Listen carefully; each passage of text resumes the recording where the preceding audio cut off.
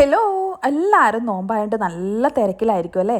അപ്പോൾ അതിൻ്റെ ഇടയിലൊരു കേക്ക് വീഡിയോയും പിന്നെ നമ്മൾ കുറച്ച് നമ്മുടെ സ്നാക്സിൻ്റെ റെസിപ്പിയും കൂടെ ഞാനിതിൽ കാണിക്കുന്നുണ്ട് കേട്ടോ. നോമ്പല്ലേ, അപ്പോൾ അതിൻ്റെ സ്നാക്സിൻ്റെ റെസിപ്പിയും കൂടെ കാണിക്കാൻ വേണ്ടി കുറച്ച് ആൾക്കാർ പറഞ്ഞിട്ടുണ്ടായിരുന്നു. പിന്നെ എനിക്ക് ജസ്റ്റ് ഉണ്ടാക്കുന്നതല്ലേ, ഒന്ന് സിമ്പിളായിട്ട് ചെയ്യാൻ പറ്റുന്നതല്ലേ, ഹെൽത്തി ആയിട്ടുള്ളതല്ലേ എന്ന് വിചാരിച്ചപ്പോൾ ഞാനും അങ്ങ് ചെയ്യാമെന്ന് വിചാരിച്ചു. അപ്പോൾ ഞാനിവിടെ ചോക്ലേറ്റ് ട്രഫിൾ കേക്കാണ്, ചോക്ലേറ്റ് ഗനാഷി വെച്ചിട്ടുള്ള ക്രീം വെച്ചിട്ട് സെക്കൻഡ് ഐസിങ് കൊടുത്തു. സൈഡിൽ സ്ക്രേപ്പർ വെച്ചിട്ട് ലൈൻസുള്ള സ്ക്രേപ്പർ വെച്ചിട്ട് ലൈൻസും കൊടുത്തിട്ടുണ്ടായിരുന്നു. പിന്നെ ഗനാഷ്, നമ്മൾ ആ ഗനാഷിൻ്റെ കൺസിസ്റ്റൻസി കറക്റ്റ് ആകണം.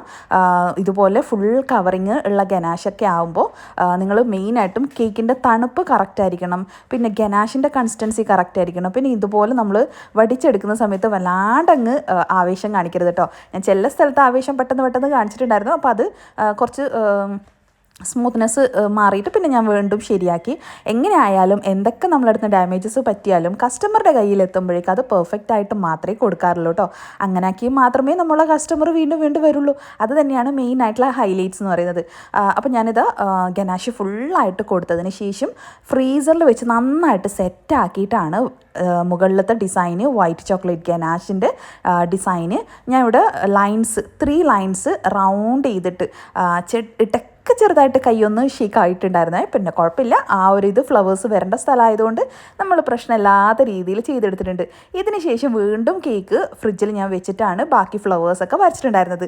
അപ്പോൾ ആ ഇടയിൽ നമുക്ക് എന്ത് ചെയ്യുക, കേക്കിൻ്റെ നമ്മളെ കേക്ക് തന്നെ പറഞ്ഞു. അപ്പോൾ ഈസി ആയിട്ടുള്ള സ്നാക്കാണ്. മുട്ട, പാല്, ബ്രെഡ്, കുറച്ച് ചിക്കൻ ഉണ്ടെങ്കിൽ ചിക്കൻ എടുത്തോട്ടാ. അപ്പോൾ ഞാനിത് കുറച്ച് ടേസ്റ്റ് കൂട്ടാൻ വേണ്ടിയിട്ട് ചിക്കൻ എടുത്തിട്ടുണ്ട്. പിന്നെ ഫ്രൈ ചെയ്ത് ഓയിലാക്കി ഭയങ്കര ഹെൽത്ത് ഇഷ്യൂസ് നോമ്പൊക്കെയല്ലേ അങ്ങനെയൊക്കെ ആക്കുന്നതിനേക്കാളും ഇതുപോലെ ഉപ്പ്, കുരുമുളക്, മുളക് പൊടിയൊക്കെ ചേർത്തിട്ട് വേവിച്ചിട്ട് അതിൽ നിന്ന് നമ്മൾ ചിക്കനെ ഒന്ന് കൈകൊണ്ട് പൊടിച്ചെടുക്കുക.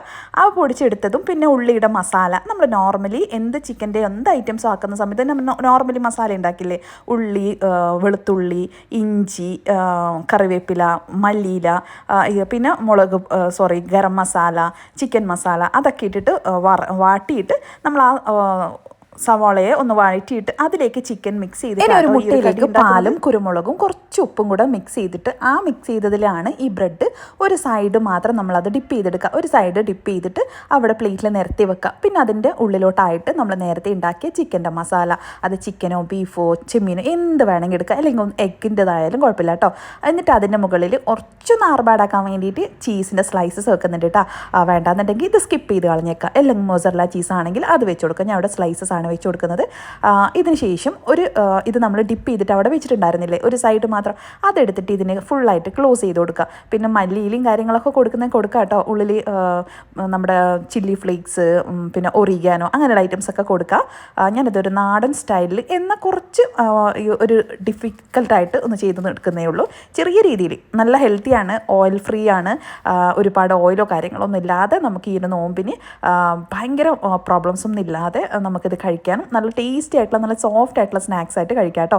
അപ്പോൾ ഇതുപോലെ ടോസ്റ്ററിൽ വെച്ചിട്ട് ടോസ്റ്റ് ചെയ്യുന്നുണ്ടെങ്കിൽ ഇങ്ങനെ ചെയ്യാം. ഇല്ലാന്നുണ്ടെങ്കിൽ നമ്മുടെ പാനിൽ കുറച്ച് ഓയിൽ മാത്രം ഒന്ന് ജസ്റ്റ് കൊടുത്തിട്ട് തിരിച്ചും മറിച്ചും ഒന്ന് ടോസ്റ്റ് ചെയ്തെടുത്താൽ മതി. പിന്നെ അതുപോലെ തന്നെ ചിക്കൻ്റെ മസാല വെച്ചിട്ട് തന്നെ ഒരു അട്ടിപ്പത്തിരി പോലത്തെ ഒരു ഐറ്റംസും ചെയ്തിട്ടുണ്ടായിരുന്നു. അതും ഓയിൽ ഫ്രീ ആണ്, ഒരുപാട് ഓയിലും കാര്യങ്ങളൊന്നും വേണ്ട. ഈ ഒരു സ്നാക്സിൻ്റെ റെസിപ്പി ഞാൻ പിന്നെ ഒരു ഇടാം കേട്ടോ. പിന്നെ അതൊക്കെ കഴിഞ്ഞ് നമ്മുടെ കേക്കിൻ്റെ ഡെക്കറേഷൻസിലേക്ക് പോവാം. അപ്പോൾ നമ്മുടെ ഇത് കേക്ക് ഓൾറെഡി മുമ്പേ ചെയ്തതാട്ടോ. ഞാൻ ഇതായതുകൊണ്ട് ഫുള്ള് സ്നാക്സും കേക്ക്സും ഒക്കെ മിക്സിങ് ചെയ്തിട്ട് ഞാൻ ചെയ്യുന്നതാണ്. അപ്പോൾ കുറച്ച് ആൾക്കാർ എന്നോട് ചോദിച്ചിട്ടുണ്ടായിരുന്നു എന്താ ഇങ്ങനെ വീഡിയോസ് ഡിലേ ആവുന്നത്, എന്തുകൊണ്ടാണ് ഇങ്ങനെ പെൻഡിങ്ങിൽ വെക്കുന്നതെന്ന്. കാരണം ഒരുപാട് വീഡിയോസ് പെൻഡിങ്ങിലുണ്ട്. ഭയങ്കര നമ്മുടെ വീഡിയോ എഡിറ്റിങ്ങിൻ്റെ ബുദ്ധിമുട്ടും ടൈമില്ലായ്മയും പിന്നെ കുറച്ച് മടിയും എല്ലാം കൊണ്ട് ഞാൻ ഓൾറെഡി പറയുന്നതാണ്, എനിക്കില്ലാത്ത സാധനമാണ് എന്ന് പറയേണ്ട, ഒരുപാടുള്ള സാധനമാണ് ഈ മടി എന്ന് പറയുന്നത്. അതുള്ളത് കൊണ്ട് തന്നെ ഒരുപാട് പെൻഡിങ് ആയതുകൊണ്ട് ഭയങ്കര ക്യാമറ ഇഷ്യൂസും പിന്നെ സ്റ്റോറേജ് ഇഷ്യൂസും അങ്ങനെ കുറേ ഉണ്ട്. അപ്പോൾ നമുക്ക് ഈ ഒരു ക്രീം വെച്ചിട്ട് എങ്ങനെ നമ്മുടെ ഗനാഷ് ചേർത്തിട്ടുള്ള ക്രീം വെച്ചിട്ടാട്ടോ നമ്മൾ ഫ്ലവേഴ്സ് വരക്കുന്നത്. അപ്പോൾ കുഞ്ഞ് ഫ്ലവർ നോസിലാണ് ഞാൻ യൂസ് ചെയ്തിട്ടുള്ളത്. അധികം വലിയതല്ല, ചെറിയ ഫ്ലവേഴ്സ് ചെറുതെടുക്കാൻ വേണ്ടിയിട്ടാണ്. അപ്പോൾ പെറ്റൽസ് വരക്കുന്നതിൻ്റെ ആ ഒരു രൂപമൊക്കെ ഞാൻ ഒരുപാട് വീഡിയോസിൽ കാണിച്ചിട്ടുണ്ട് ഓൾറെഡി. അപ്പോൾ കുറച്ച് ചെറിയ പെറ്റൽസും ഫ്ലവേഴ്സും ഒക്കെ ആയിട്ട് നമ്മൾ ആ നേരത്തെ പറഞ്ഞ ആ ഒരു രീതിയിൽ ഒരു സൈഡിലോട്ടായിട്ട് ഫ്ലവേഴ്സൊക്കെ കൊടുക്കുന്നത്. അപ്പോൾ ആദ്യം ഒരു ബേസ് റൗണ്ട് കൊടുത്തു, പിന്നെ അതിന് ചുറ്റുമായിട്ടാണ് പെറ്റൽസ് ഓരോന്നോരോന്നായിട്ട് കൊടുക്കുന്നത്. അപ്പോൾ ഒരു കുറച്ച് പരന്നിട്ടും എന്നാൽ ഒരുപാട് ഹെവി അല്ലാത്ത രീതിയിലാണ്. അപ്പോൾ നമ്മൾ ഇതുപോലെ ഫ്ലവേഴ്സ് ആദ്യം തന്നെ ക്രീം ബീറ്റ് ചെയ്ത സമയത്ത് ഗനാഷ് മിക്സ് ചെയ്ത സ്പോട്ടിൽ നമുക്ക് ഇതുപോലെ പ്ലേറ്റിൽ ഫ്ലവേഴ്സ് വരച്ചിട്ട് വെച്ചിട്ട് ഫ്രീസറിൽ വെച്ചാൽ മതി. എന്നിട്ട് സെക്കൻഡ് ഐസിങ് ഒക്കെ കഴിഞ്ഞതിന് ശേഷം ഗനാഷൊക്കെ കേക്കിന് ഫുൾ കവർ ചെയ്തതിന് ശേഷം ഫ്രീസറിൽ നിന്ന് ഈ ഫ്ലവേഴ്സ് എടുത്തിട്ട് നമ്മുടെ കേക്കിലേക്ക് വെച്ച് കൊടുത്താൽ മതി. അപ്പോൾ ചില ആൾക്കാർക്ക് ഈ ടൈമിൽ ക്രീം മെൽട്ടായി പോകുന്നു എന്ന് പറയുന്ന ആ ഒരു ഇഷ്യൂ ഇല്ലാതെ ചെയ്തെടുക്കാൻ പറ്റും. കാരണം നമ്മൾ ഒരുപാട് ടൈം ക്രീം പുറത്ത് വെക്കുക, ഉള്ളിൽ വെക്കുക, പുറത്ത് വെക്കുക, അങ്ങനെയാകുമ്പോൾ ക്രീം മെൽട്ടായി പോകും. അപ്പോൾ ഇങ്ങനെ ചെയ്യുമ്പോൾ ക്രീം ഫ്രഷ് ആയിട്ട് ബീറ്റ് ചെയ്ത പാടെ ഗനാഷോ കളേഴ്സോ ഏതാണോ മിക്സ് ചെയ്തതിന് ശേഷം അതിലേക്ക് ഡിസൈൻ ചെയ്ത് കഴിഞ്ഞാൽ നമുക്ക് ഒരുപാട് പ്രോബ്ലംസ് ഇല്ലാതെ ക്രീം മെൽട്ടായി പോവുക, ഫ്ലവേഴ്സ് കറക്റ്റ് വരാത്ത പ്രശ്നം, അങ്ങനെയുള്ള ഇഷ്യൂസ് ഒന്നും ഇല്ലാതെ നമുക്ക് ചെയ്തെടുക്കാൻ പറ്റും. അപ്പോൾ ഞാൻ സെയിം നോസിൽ വെച്ചിട്ട് തന്നെ 2-3 തരത്തിലാണ് ഫ്ലവേഴ്സ് വരയ്ക്കുന്നത്. ആദ്യം റോസ് ഫ്ലവേഴ്സ് വരച്ചു, പിന്നെ പരത്തിയിട്ടുള്ള ആ ഒരു പെറ്റൽസ് ഉള്ളത്, അത് കുറേ പെറ്റൽസ് ഉള്ളതും കുറച്ച് പെറ്റൽസ് ഉള്ളതും ഒക്കെ ആയിട്ട് വരക്കുന്നുണ്ട്. പിന്നെ ഇതേ നോസിലും ഇതേ ക്രീമും വെച്ച് തന്നെ ലീഫും ഡിഫറെൻ്റ് ആയിട്ടുള്ള ഒരു രീതിയിലും ചെയ്യുന്നുണ്ട്. കാരണം ഇതിൽ നമ്മൾ ഗനാഷ് മിക്സ് ചെയ്തിട്ടുള്ള ക്രീം കൊണ്ട് മാത്രമാണ്, കളേഴ്സ് വേണ്ട എന്ന് പറഞ്ഞതുകൊണ്ട് ലീഫോ അങ്ങനെയൊന്നും കളേഴ്സിൽ യൂസ് ചെയ്തിട്ടില്ല. ഫുൾ ഈ ഗനാഷ് രീതിയിലാട്ടോ, ഗനാഷ് മിക്സ് ചെയ്ത ക്രീമിലാട്ടോ ചെയ്തിട്ടുള്ളത്. അപ്പോൾ ഞാൻ നേരത്തെ പറഞ്ഞ ആ ഫ്ലവേഴ്സ് തന്നെ 3, 4 ചെയ്യുന്ന സമയത്ത് അത്യാവശ്യം വലിയ പെറ്റൽസാണ് വരുന്നത്. അപ്പോൾ അങ്ങനെ പല ടൈപ്പിലായിട്ട് ഞാനിവിടെ ഫ്ലവേഴ്സ് വരച്ചിട്ടുണ്ട് കേട്ടോ. പിന്നെ എപ്പോഴും നമ്മുടെ ബിഗിനേഴ്സ് ആയിട്ടുള്ള സബ്സ്ക്രൈബേഴ്സ് ആയിക്കോട്ടെ, സ്റ്റുഡൻസ് ആയിക്കോട്ടെ, മറ്റുള്ള ആൾക്കാരായിക്കോട്ടെ, ബേക്കേഴ്സ് തന്നെ ഫ്ലവേഴ്സ് വരക്കാൻ വേണ്ടിയിട്ട് ഭയങ്കര ബുദ്ധിമുട്ടാണ്, കറക്റ്റ് കിട്ടുന്നില്ല.